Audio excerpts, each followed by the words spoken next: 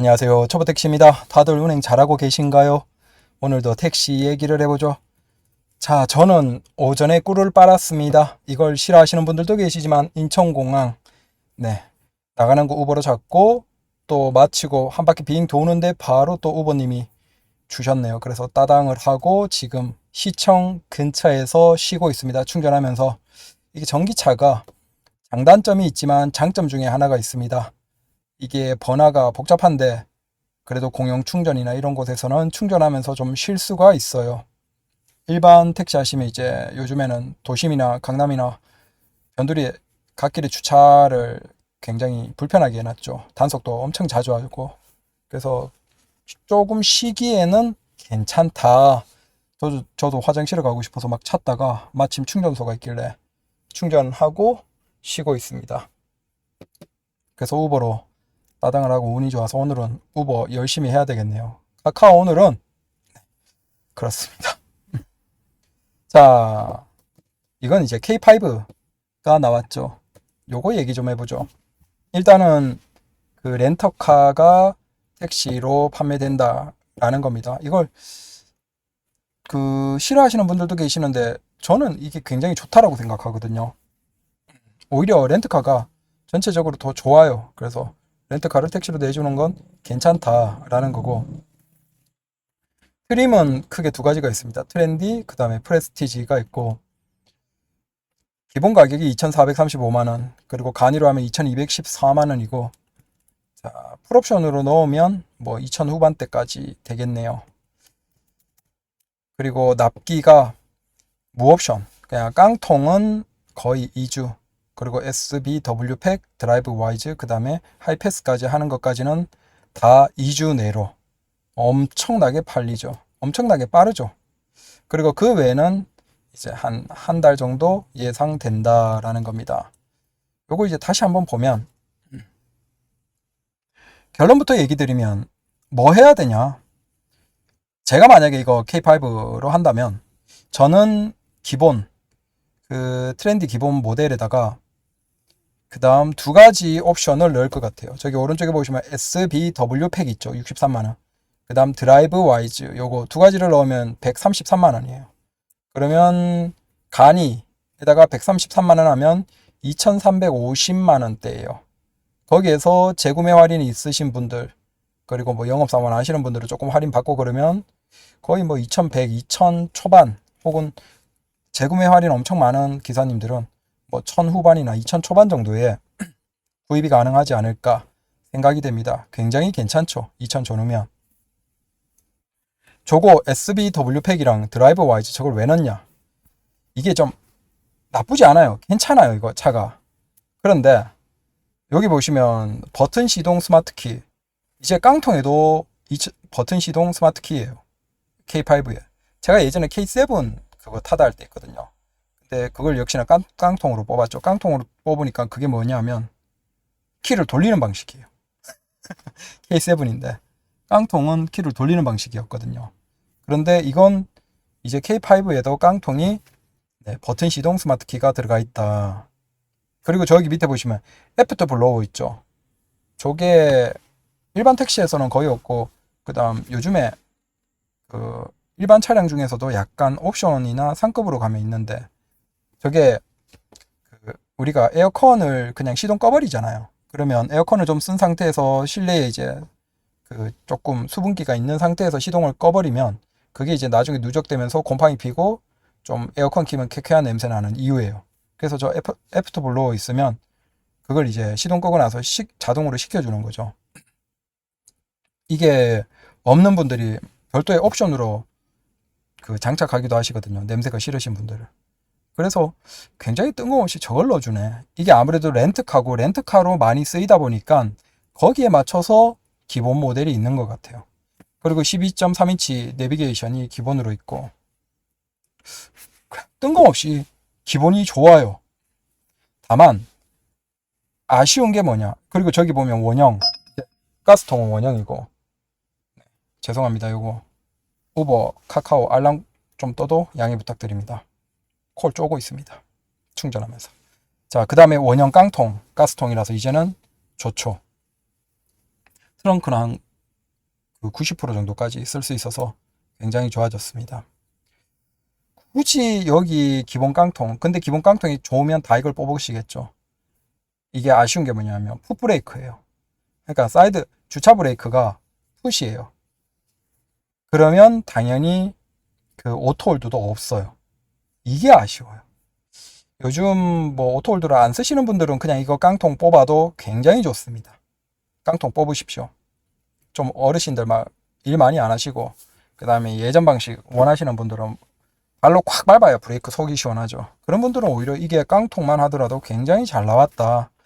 그래서 내가 굳이 현대에 재구매 할인이 많이 있는 분들 아니시면 K5가 비교 우위에 있고, 그 다음 내가 기아차의 재구매 할인이나 기아차를 선호한다 그러면 그런 분들은 고민하실 필요 없이 그냥 그 K5로 하시면 됩니다. 잘 나왔다. 다만 오토홀드가 요즘에는 도심에서 운행하시는 분들은 진짜 너무 편하죠.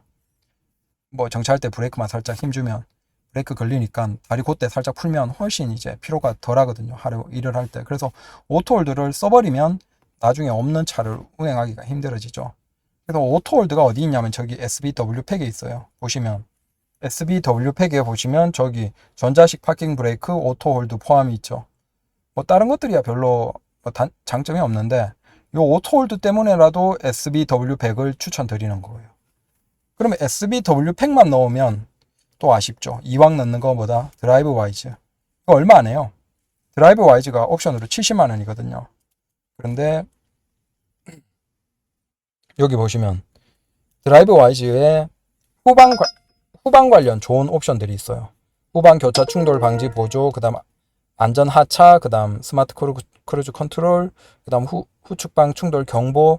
자, 이거 그러니까 말 그대로 오토바이 오거나 차 오거나 그럴 때 차선 변경할 때 그 램프 띄워주고, 그 다음에 차선 변경하려고 할 때 뭐 경고해주고, 그 다음 뭐 위급한 상황에서는 그냥 브레이크 잡아버리는, 자, 그 옵션이거든요. 스마트 크루즈 컨트롤이야 쓰시는 분들은 잘 쓰시고 안 쓰시는 분들은 택시 기사님들은 아예 안 쓰시죠.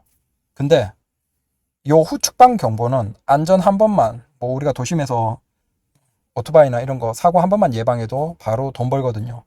그래서 요것도 괜찮아요. 드라이브 와이즈. 그러면 그 외에 뭐 스마트 커넥트나 뭐 이런 거야 어르신들 잘 안 쓰시니까, 그 다음 12.3인치 클러스트 팩 이런 것도 사실은 크게 필요 없고, 그 다음 하이패스 사실은 그냥 사제로 사면 몇만 원 안 하거든요. 요즘 건 좋아서 그냥 사서 처음에 장착만 하고 그냥 대시보드에 넣어 놓으면, 그 다시방에 넣어 놓으면 자동으로 다 되니까 뭐 굳이 저걸 돈 저렇게 주고 할 필요는 없고, 썬루프야 당연히 필요 없고, 결국은 SBW 팩이랑 드라이브 와이즈 요거 두 개 넣는 건 추천드립니다. 그러면 간이 2350 정도에서 재구매 할인 좀 되면 한 2000 초반대 구입 가능하다.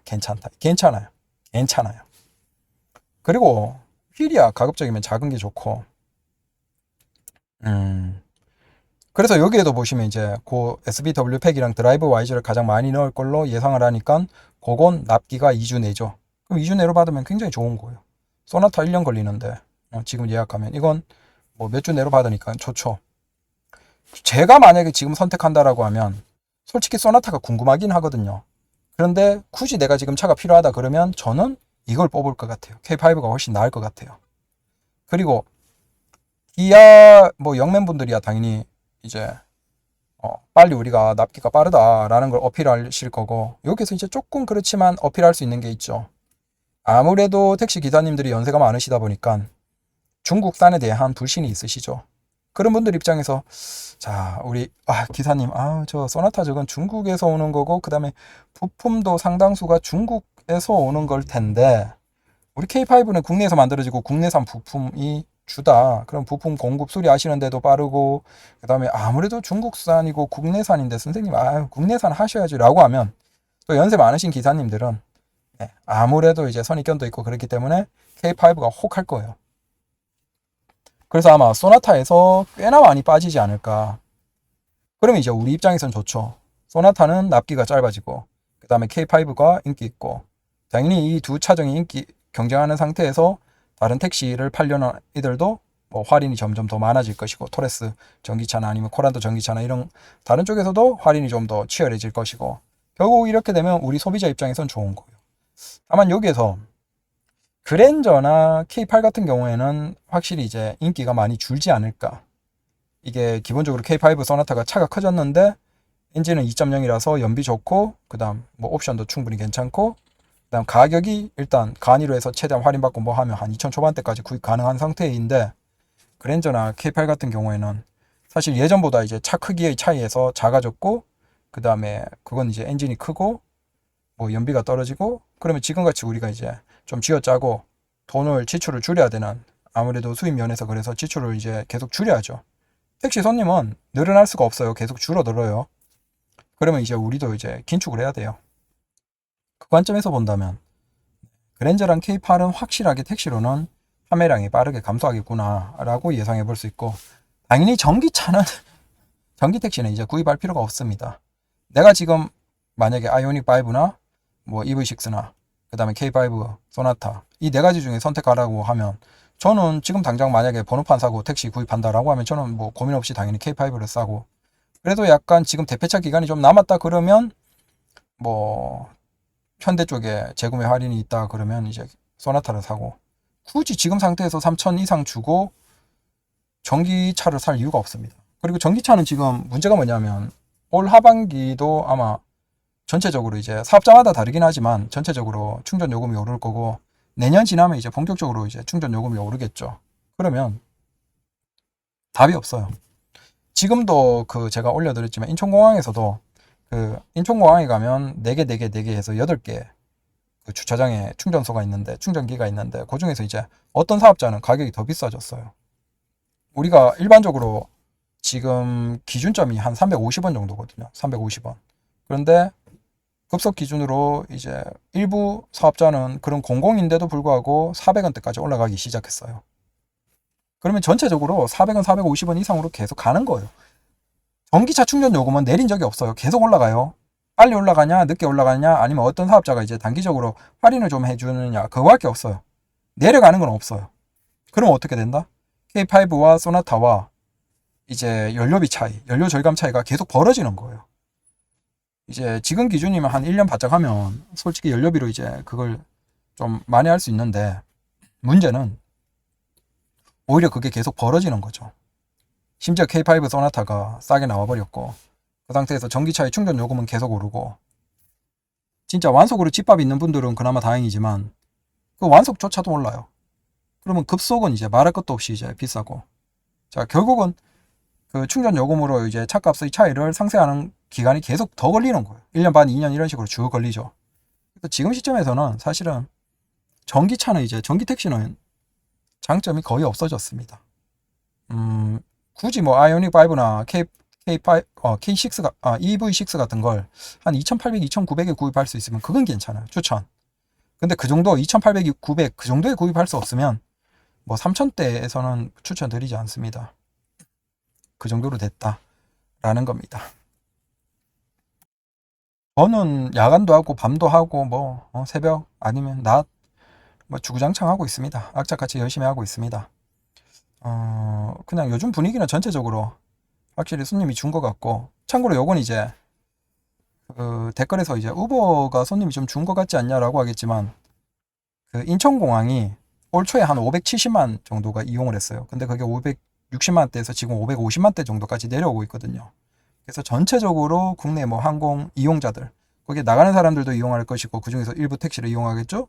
그 다음 들어오시는 분들 중에서도 일부 택시를 이용하겠죠. 그 다음 관광객들 해서 서울에서 돌아다니는 비중도 그렇고, 전체적으로 인천공항 이용자가 지금 줄고 있어요. 물론 이게 작년 대비로는 증가했어요. 하지만 올 1월, 2월 그때는 우리가 막 논았잖아요. 근데 그때보다는 확실하게 줄고 있고, 저도 인천공항 가는 비율이 줄고 있어요.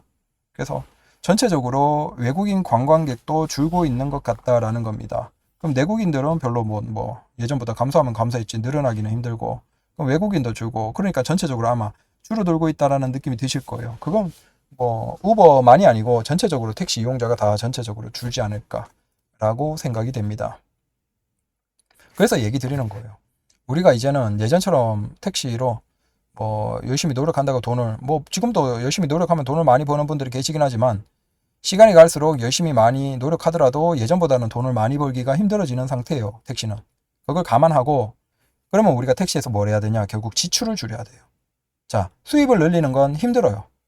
대신 지출을 줄이는 노력을 할 필요가 있다라는 겁니다. 그래서 지출을 당연히 그랜저나 K8 같은 경우에는 이제 진짜 집에 돈 여유 있고 돈 걱정 없이 하루에 나와서 한 4시간 5시간만 하고 곰탕 먹으러 가시고 곰탕 한 그릇 드시고 집에 있으면 눈치 보이는 분들, 그런 분들이야 그랜저 K8 같은 걸로 이제 택시 하셔야지.